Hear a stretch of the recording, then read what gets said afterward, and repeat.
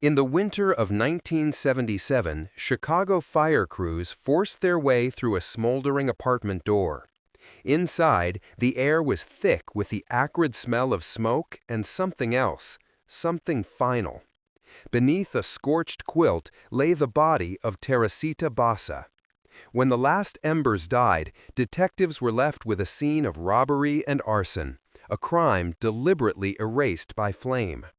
With no witnesses and no leads, the case file was destined to gather dust. Months later, the investigation was cold. But in another part of the city, something strange began to happen. A hospital worker named Remibias Chua started to fall into unsettling trances. Her husband watched, helpless, as her voice would change, dropping into a low, measured tone that was not her own.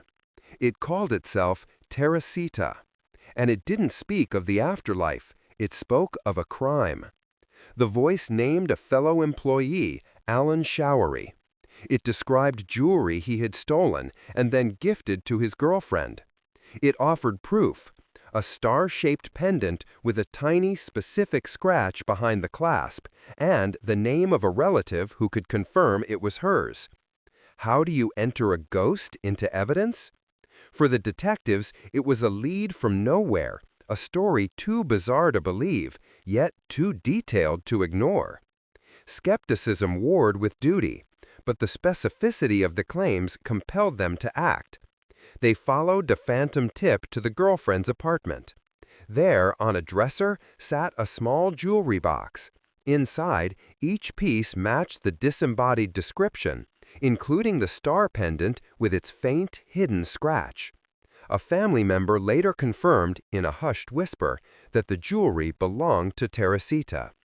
The paranormal lead had opened the door, but the law still had to walk through it.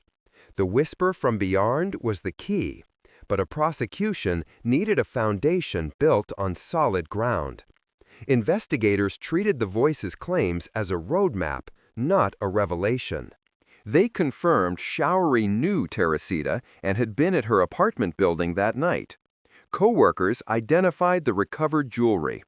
Faced with a chain of evidence that began with a ghost but ended in his hands, Alan Showery confessed to the murder. He later recanted, but it was too late. The physical proof held firm. This is what makes the Teresita Basa case so deeply unnerving.